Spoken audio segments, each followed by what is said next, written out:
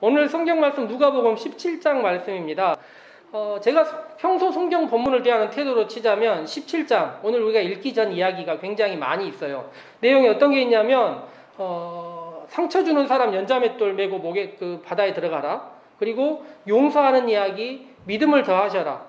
그리고 종의 태도, 감사한 사마리아인 이야기, 그리고 마지막 하늘나라까지 이렇게 긴 이야기가 있는데 뒤쪽에 두 가지 이야기만 하려고 생각하고 있습니다. 첫 번째가 이렇게 여러 가지를 섞어서 같이 하는 이야기고, 두 번째는 뭐냐면 다른 성경에 나와 있지 않고 누가복음에만 나와 있는 두 가지 이야기가 있어요. 이게 뭐냐면 누가복음은 나병 환자 이야기를 두 번 기록하고 있습니다. 다른 복음서는 한 번이에요. 처음에 나왔을 때 한 번만 있고 다음에 나오지 않습니다. 누가복음은 1장, 2장, 흔히 다른 성경 1장, 2장에 나와 있거나 마태복음은 맨 먼저 기록하고 있는 나병 환자 이야기를 기록한 다음에 이 뒤쪽에 17장에 다시 한 번 더 기록하고 있습니다. 그리고 누가복음은 사마리아인에 대한 이야기가 두 번 나오는데 사마리아인을 좋게 묘사한 장면이 두 군데가 나와요. 우리 흔히 알고 있는 선한 사마리아인 이야기가 한 번 나오고 오늘 본문에서도 사마리아인 이야기가 나옵니다. 오늘은 과한 이야기 하지 않고 이 두 가지 이야기만, 지난주에 설교에 대한 비평을 들었던 관계로 딱 두 가지 이야기만 하도록 하겠습니다. 예루살렘으로 가는 길, 그리고 오늘 성경 본문 보시면 아실 수 있겠지만 사마리아와 갈릴리의 경계라는 문구, 그리고 심한 피부병 환자, 이 세 가지가 나와 있습니다. 예수님은 예루살렘 가고 계시고 제자들과 함께 사마리아와 갈릴리의 경계라는 곳에서 이 사건이 일어난 것이고, 만난 사람은 심한 피부병 환자라 적혀있는 사람들입니다.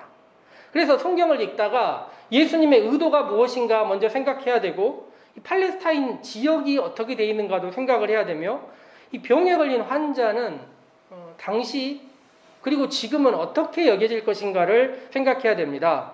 그래서 우리들의 일상과 너무 거리도 멀고 우리가 상상하기에도 비어있는 자리가 너무 많아요. 이 성경 본문들이. 그래서 그것들을 조금씩 채워가는 노력들을 하는 것이 우리에게 필요하겠다, 이렇게 생각합니다. 2000년의 시간, 지중해 동쪽 문화에 대한 이해, 그리고 사람과 사람 사이의 관계에 대한 이야기, 이 모든 게 말씀을 들으면서 조금은 고민해야 될 문제라는 것입니다. 먼저 이 심한 피부병, 이 문제부터 생각을 해보면 좋을 것 같습니다. 공간복음서들은 마태, 마가, 누가복음은 공공연하게 예수님의 첫 번째 이적 아니면 맨 처음 나타난 이적으로 이 심한 피부병 환자 이야기를 하고 있어요. 마태, 마가, 누가복음 공이 이 사람이 예수님을 찾아와서 이렇게 얘기를 해요. 한 사람이 예수님을 찾아왔습니다. 그리고 이렇게 말을 해요. 예수님, 원하시면 이 병을 고쳐주실 수 있습니다. 예수님은 그 얘기를 듣고 원하노니 깨끗함을 받아라, 이렇게 얘기를 해요. 제가 이 이야기로도 여러 번 설교를 했기 때문에 기억하실 수 있겠지만 이 대화, 치유, 이건 몇 가지로 해석할 수 있습니다. 일반적으로 다른 성경 기억하시는지 모르겠지만 나병이라고 나와 있는데 오늘 우리가 읽은 본문에는 심한 피부병이라고 나와 있습니다. 이 질병에 대한 정의부터 약간 하고 시작해야 되는데, 이 나병이라는 병이 알려진 게 AD 2세기예요. 모두 아시다시피 그 전에 성경은 모두 기록되었습니다. 그래서 구약 성경과 신약 성경에 나와 있는 모든 나병이라는 말은 사실 심한 피부병을 그렇게 번역한 것입니다. 그렇지만 번역본에 따라서는 여전히 나병이라고 기록되어 있는 성경이 있어요. 그래서 성경 본문을 우리가 나병이라고 읽으면 설교자도 나병이라고 하는 게 맞고, 오늘 우리가 읽은 새한글 성경처럼 심한 피부병이라고 나와 있으면 설교도 그리고 성도님들도 듣는 단어와 개념을 거기에 맞춰야 하는 것입니다. 사실 단어와 개념은 설교자에게도 말씀을 듣는 성도들에게도 무척 중요한 것입니다. 니체가 이런 말을 했어요. 개념이라는 것이 동등하지 않은 것을 등치시키는 일이다. 사실 바울이 말한 것처럼 우리 모두 다 부분적으로 알고 있는 사람들입니다. 그러니까 절대적으로 일치될 수 있다라는 이런 신념보다는 단어나 개념들 안에서 유사성을 찾으려는 노력들이 필요할 것입니다. 그래서 심한 피부병 혹은 나병이라는 이야기들을 들을 때 그쪽에 맞춰서 몸을 기울여서 생각해보고 그쪽에 맞춰서 말씀을 들으려는 노력이 필요하다는 것입니다. 그런데 이 한 사람이 심한 피부병에 걸린 한 사람이 예수님을 찾아왔다고 얘기를 했는데, 구약 시대부터 우리나라에도 60, 70년대까지 그런 사람들이 있었는데요. 심한 피부병 걸린 사람들이 보통은 공동생활을 했습니다. 한 사람이 살지 않았어요. 그런데 복음서 처음에 한 사람이 예수님을 만나러 온 거예요. 이것은 돌출 행동입니다. 아마 그가 예수님을 만나러 간다고 주위 사람들, 같은 공동생활을 하고 있는 사람들에게 나 예수님 만나러 갈 거야 라고 말할 때 다른 사람들이 뭐라고 그랬을까요? 가지 마라. 아니다. 너를 원하지 않을 것이다 라고 얘기를 한 것입니다. 그래서 이 사람이 예수님을 찾아와서 뭐라고 얘기합니까? 원하시면 저를 깨끗하게 해주실 수 있습니다. 원하지 않는 집단 내부에서 그는 혼자 나왔었고 예수님은 그의 이야기를 들으면서 불쌍하게도 여기기도 하고 화가 나는 마음도 가지고 계셨습니다. 그리고 그를 손을 대어서 그를 치유합니다. 치유한 다음에 예수님께서 이렇게 말씀하세요. 아무에게도 말하지 마라. 저는 이 본문에서 아무에게도 말하지 마라가 두 가지 의미라고 생각을 하는데 첫 번째가 우리가 성경에 나와 있는 것처럼 예수님의 사역에 이 치유라는 것이 꼭 이득이 되는 것만은 아니었어요. 너무 많은 사람들과 예수님의 사역 자체의 방향성을 흔들 수 있기 때문에 첫 번째 말하지 말라고 두 번째는 저는 약간 다르게 생각하는 것이 그가 행한 일이 사회에서 일반적으로 지켜야 될 규범을 어겼기 때문입니다. 공동생활에서 혼자 나와서 아무런 이유도 없이 다른 제사장도 아니고 누군가를 만나고 접촉하는 행위 자체가 누군가에게는 우리 사회도 그렇지 않습니까? 행위의 결과보다 과정들에 대해서 굉장히 심한 비난들이 있곤 하는데 규범의 파괴가 누군가에게는 더 심한 영역으로 다가올 수도 있다는 것입니다. 그래서 예수님 뭐라고 얘기하셨냐면 제사장에게만 몸을 보여라 그랬는데 하지만 치유받은 사람이 그렇게 하지 않았다는 것입니다. 이 사람이 이렇게 했는데 오늘 우리가 읽은 성경을 보면 심한 피부병 걸렸던 사람들 이야기, 한 사람 이야기에서 다수의 이야기, 오늘은 10명의 심한 피부병 걸린 환자들 이야기가 나옵니다. 10이라는 숫자를 꼭 10이라고 볼 필요는 없어요. 당시에 10 하면 그냥 많다라고 생각하면 되는데 어쨌든 많은 사람들이 예수님을 찾아왔습니다. 12절의 표현은 무척 슬픈데 오늘 성경 읽어보면 12절에 이렇게 기록되지 않습니까? 그 사람들이 예수님께 다가왔지만 그들은 멀찍이 서 있었다. 이게 슬픈 표현입니다. 예수님을 다가왔는데 가까이 올 수는 없는 거예요. 이 다가오지만 밀려나는 거리감. 그것이 예수님이 아니라 자기 자신들이 가지고 있는 사회적인 조건들 때문에, 삶의 습관들 때문에 다가가지만 다가갈 수 없고 어찌 보면 튕겨져 나가서 그들이 멀찌감치 있었던 것입니다. 이 슬픈 사람들의 이야기는 어찌 보면 그 시대로 보면 무척 정상적이에요. 이 숫자, 많은 사람들이 모여있는 것과 이 거리감, 예수님과 함께하지 못하는 이것이 정상적입니다. 그런데 당시 시대에서 이 숫자와 거리감은 정상적인데 구성원들은 일반적이지 않습니다. 왜냐하면 뒤쪽 읽어보면 나와 있는 것이 이스라엘 사람들은 사마리아 사람들과 섞이지 않아요. 요한복음 읽어보시면 4장에서 수가성 여인 이야기 나왔을 때 그런 말이 나오는데 유대인들은 사마리아 사람들과 상종하지 않는다. 이게 무슨 표현이냐면 물을 떠먹는 두레박도 섞지 않는다라는 표현입니다. 아무리 목이 말라도 사마리아 사람들 두레박으로 물을 마시지 않는 사람들이었어요. 그런데 놀랍게 여기 보니까 이 10명의 환자들은 섞여 있습니다. 대략 당시 유대인과 사마리아의 인구 비율 혹은 크기의 비율처럼 1:9 비율로 섞여 있고 그들은 아무 꺼리낌 없이 10명 모두 예수님을 찾아왔습니다. 유대인 환자들이 사마리아 환자에게 예수님 만나러 가는데 넌 따라올 수 없어라고 말하지 않고 그들이 함께 예수님을 만나는 자리에 왔다는 것입니다.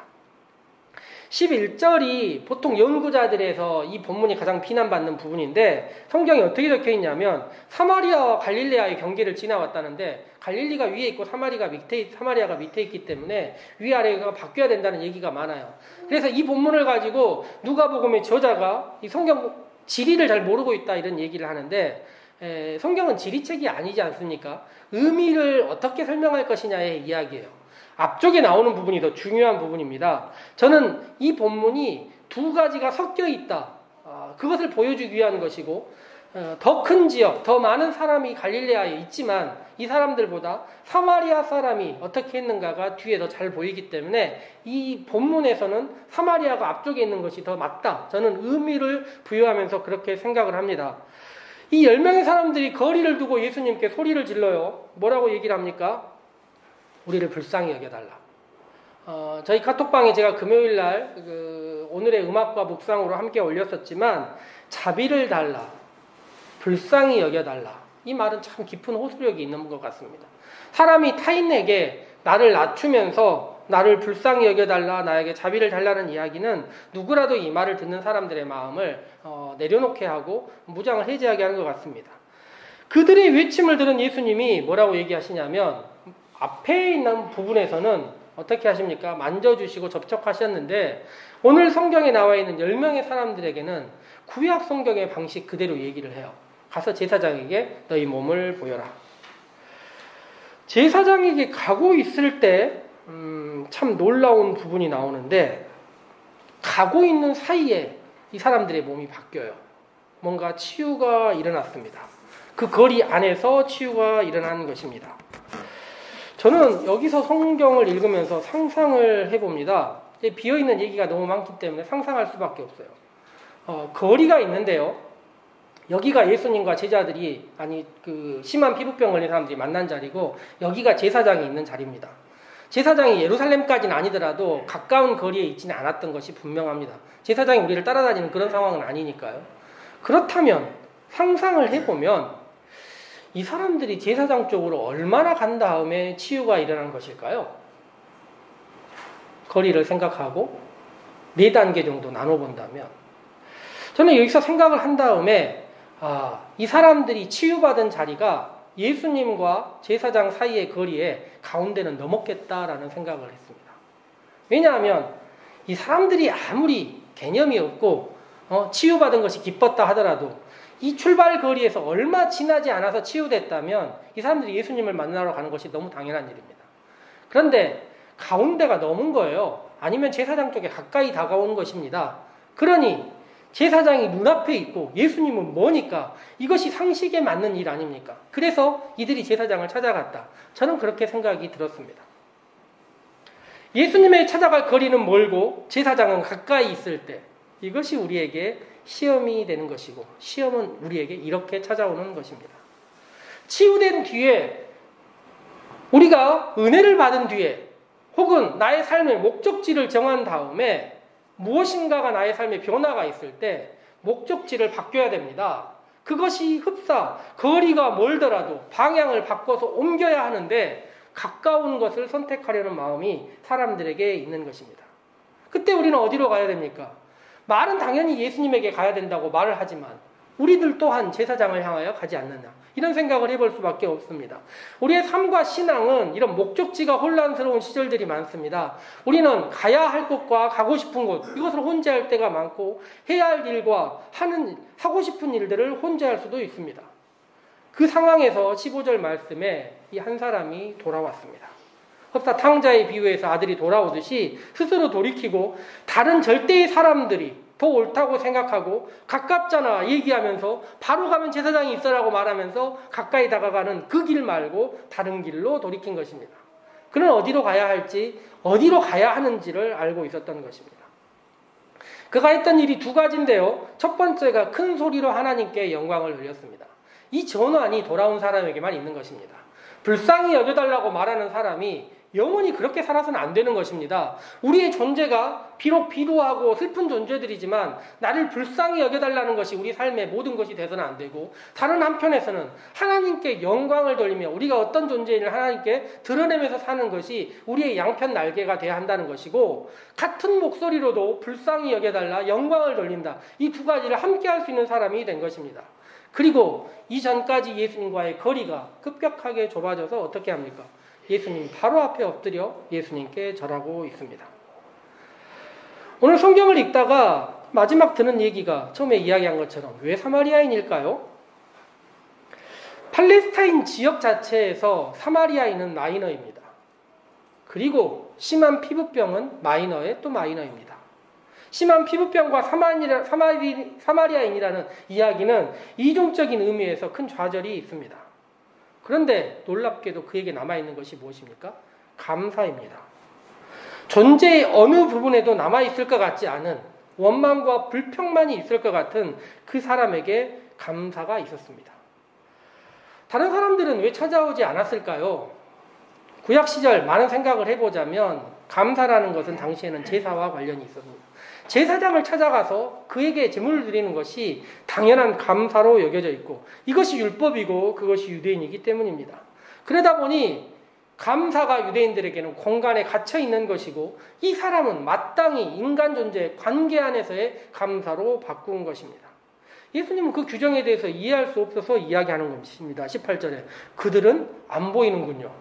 감사해야 될 곳이 그곳이 아니라 이곳이라 이야기하는 것입니다. 예수님이 이렇게 질문하는 방식은 구약 성경 사례들보다 더 나빠진 율법 때문입니다. 구약 성경에서도 나만 이야기 생각해보자면 치료받은 사람은 애써 감사하기 위하여 달려와서 어떤 수단과 방법을 가리지 않고라도 감사하고 싶어 했었습니다. 그리하여 시대는 진보하지 않을 수 있고 율법들은 더 나쁜 방향으로 나갈 수도 있는 것입니다. 그리고 가장 놀라운 것은 이 치료받은 사마리아 사람이 했던 감사, 이게 복음서 전체에서 유일하게 예수님께 누군가가 드렸던 감사입니다. 복음서 전체에서 예수님을 찾아와서 감사했다라고 표현하는 곳은 이곳밖에 없어요. 가장 마이너인 사람이 찾아와서 했던 것이 감사고, 저는 예수님의 예루살렘으로 가는 길, 제자들의 무지와 백성들의 군중 심리가 넘치고 예수님의 고독한 길에서 유일한 희망, 예수님의 마음의 유일한 기쁨이 되었던 것이 이 감사가 아닐까 생각을 해봅니다. 좌절의 반복에도 감사하는 사람이 여전히 있다는 것이고 거리를 넘어서 찾아가야 할 목적지를 찾아가는 사람이 여전히 있다는 것입니다. 그래서 예수님께서 말씀하십니다. 일어나서 가세요. 그대의 믿음이 그대를 구원했어요. 그대의 감사가 그대를 구원했어요. 이렇게 이야기하는 것입니다. 사순절은 묵상하기도 참 좋은 시절이고 예루살렘을 향하는 예수님에 대한 이야기를 생각하기도 좋은 구절입니다. 다음 주도 예루살렘을 향하는 예수님에 대한 이야기를 함께 하도록 하겠습니다. 그러니 우리의 삶도 거리를 넘어 가야 할 올바른 목적지를 기억하고 우리의 삶이 비록 비루하고 지쳐 있더라도 감사의 삶을 기억하고 살았으면 좋겠습니다. 그렇게 믿음으로 감사함으로 살아가는 살림의 성도님들께 주님은 이야기하실 것입니다. 오늘 본문처럼요. 그대의 믿음이, 그대의 감사가 그대를 구원했습니다. 함께 기도하도록 합시다.